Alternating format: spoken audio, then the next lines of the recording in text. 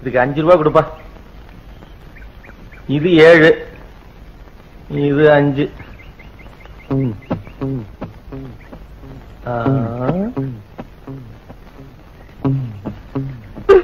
இதுக்கு 20. இதே அநியாயமா இருக்கு. அவகட்டுக்கு மட்டும் 20 ரூபா.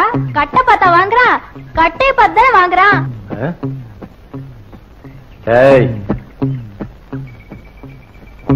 இதுக்கு 25 கொடுக்கலாம்டா. இந்தா எங்க கட்டு 10 ரூபா போதும். இந்தா வாக்கா போலாம். வாயை திறந்து ஒரு வார்த்தை பேச மாட்டேங்கிறாளே. பேசின முத்தா உதுந்துறான்.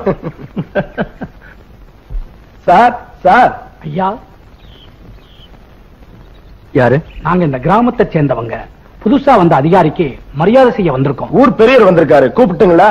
ஊர் பெரியவரா?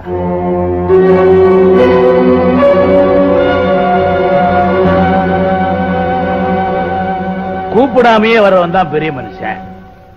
தம்பிக்கு என்ன தெரியாது இல்ல? இந்த ஊர்லயே நான் தான் பெரிய மனுஷன். ஏன் இந்த ஜில்லாவிலே என் பேரு தெரியாதவரே கிடையாது. உங்களுக்கு என்ன வேணும்? தம்பி, இந்த காட்டுல ஆபீசரா வர்றவங்களுக்கு நான் தான் முதல் மரியாதை கொடுப்பேன். அதான் நானே உங்களுக்கு கொடுக்கலாம்னு வந்திருக்கிறேன். இந்த கொலை பண்ணவன், கொள்ளை அடிச்சவன், ஜெயில இருந்து தப்பிச்சவன் இவன்லாம் வேடந்தாங்கல் பறவை மாதிரி இங்கதான் வந்து தங்குவானுங்க. தம்பிக்கு ஒரு கஷ்டம்னா நாட்டுக்கு எவ்வளவு பெரிய நஷ்டம். தம்பி, உனக்கு ஏதாவது வேணும்னா ஊருக்குள்ள நான் ஏற்பாடு பண்ணி தர. அப்புறம் என்ன, நம்ம பயல்கள்லாம் அப்பப்போ சந்தன கட்ட வெட்டுவானுங்க. அத பாசத்தோட கண்டுக்காம விட்டுடணும். விடலன்னா விட வைப்பேன். தடுத்தா உன் தலை இருக்காது. எந்திரியா. என்னையா சொல்ற? எந்திரிடா. மரியாதை கெடுறதுக்குள்ள இடத்த காலி பண்ண. தம்பி, என் தலையில எத்தனை நரை இருக்கோ அத்தனை பேரை வெட்டி புதைச்சிருக்கிறேன். உன் தலையில இருக்கிற நரைய பத்தி எனக்கு கவலை கிடையாது. இதுக்கு முன்னாடி இங்க இருந்த ஆபீசர்ஸ் எப்படியோ எனக்கு தெரியாது. ஆனா என்கிட்ட நீ மோதுன, உன் உடம்புல ஒரு எலும்பு கூட மிஞ்சாது. எனக்கு தெரியாம இந்த காட்டுல இருந்து நீ ஒரு துரும்பு கூட எடுத்துட்டு போக முடியாது. Get out.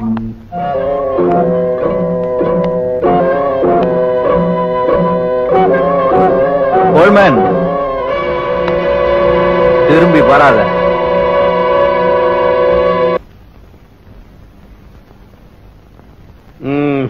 இது வரைக்கும் இருந்தவெல்லாம் புடிங்க திணி பேலா இருந்தான். இப்பாவது ஒரு நல்ல மனுஷன் தானே.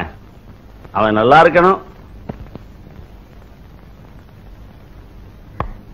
தங்கப்பாண்டியன் பேருக்கு ஏத்த மாதிரி தங்கமான மனசு. இப்படி ஊருக்கு ஒருத்தர் இருந்தானா இந்த நாடே நல்லா இருக்கும். இந்தாமா பெரிய இருப்பமாளா?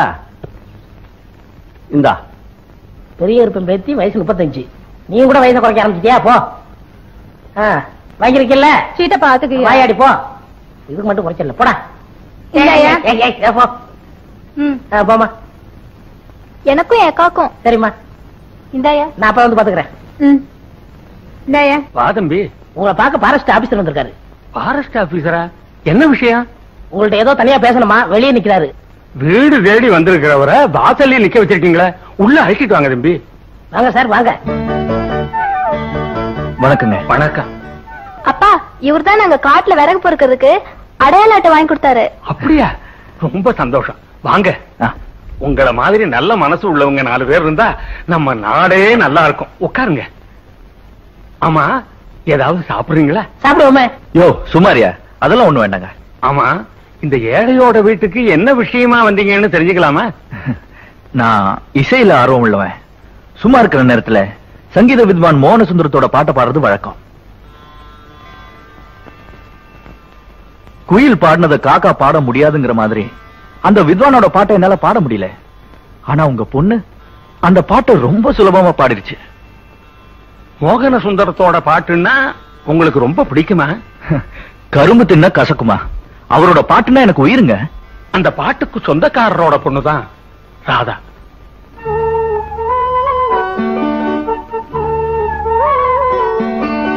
அப்போ ராதா உங்க பொண்ணு இல்லையா? எங்க பொண்ணா இருந்தா சங்கீதம் எப்படிங்க வரும்? சட்டி பானையில கழுவோம். ராதா பேர்ல 2 ராகமே இருக்கு. என்ன ராகம்ங்க? யோ, சங்கீதத்தை பத்தி உனக்கு என்னையா தெரியும்? எங்க தாத்தா தெருக்கூத்துல பாடி இருக்காரு. நிறுத்தியா? இவன் ஒருத்தன் ராதாங்கிற பேர்ல ராகமா? அது எப்படிங்க? பட்டிக்காட்டுல பிறந்த எங்களுக்கு என்ன தெரியும்? அத ராதா கிட்டேல கேட்கணும்.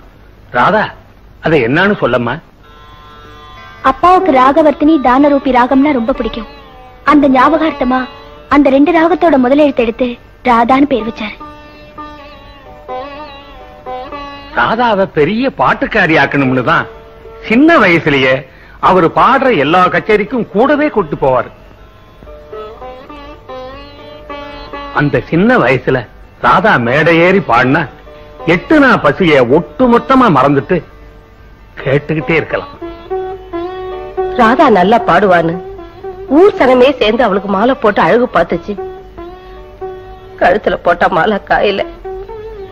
அன்னைக்குதான் வெளியூர்ல கச்சேரியை முடிச்சிட்டு ராதாவும் அப்பாவும் கார்ல திரும்பி வந்துகிட்டு இருந்தாங்க.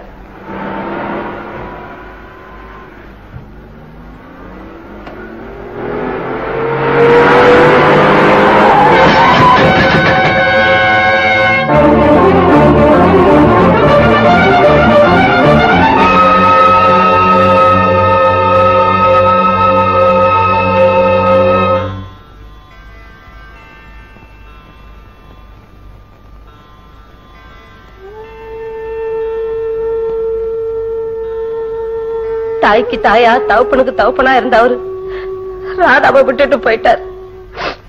ஆதரவு இல்லாத அந்த பிள்ளைய எங்க பொண்ணா வளர்த்துக்கிட்டு வரோம். ராதாவோட சங்கீத ஞானத்தை பத்தி தெரிஞ்சுட்டு போலான்னு வந்தேன்.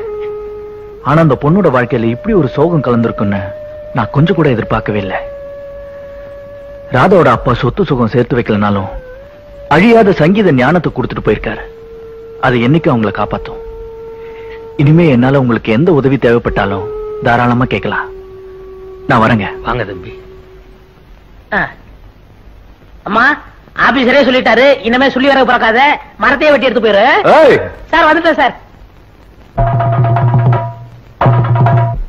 வாங்கோ சாமி வாங்கோ, எல்லாரும் வந்து பாருங்க சாமி.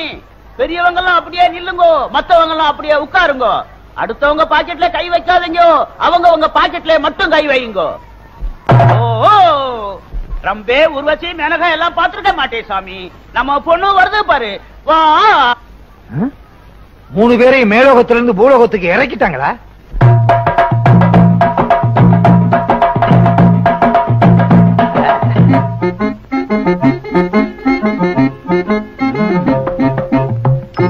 அசப்புல பார்த்தா கோவை சரளா மாதிரியே இருக்கு.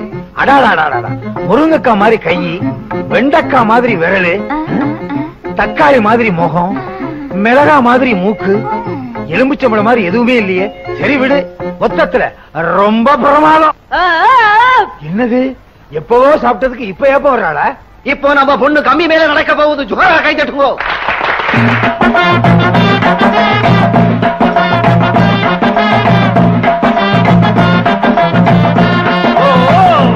மேலே ஆகாசம், கீழே பூமி.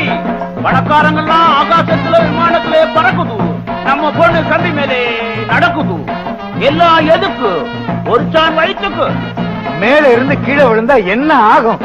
நம்ம நாட்டுல ஒரு பொண்ணுக்கு கைகால் ஒழுங்கா இருந்தாலே கட்டிக்க மாட்டாங்க. கைகால் ஒடிஞ்சு போச்சுன்னா எவன் கட்டிக்குவான்? நான் கட்டிக்கிறேங்க. உன்னை கேட்டனா? இல்ல. சும்மா இருங்களையா, சரி. வாயை வச்சுட்டு இருக்க மாட்டீங்களே. கும்பிடுதே சாமி, கும்பிடுதே சாமி, கும்பிடுதே சாமி. சாமி போடுங்க சாமி, கை நிறைய போடுங்க, தட்டு நிறைய போடுங்க, அள்ளி போடுங்க சாமி, போடுங்க அம்மா, போடுங்க சாமி, போடுங்க சாமி.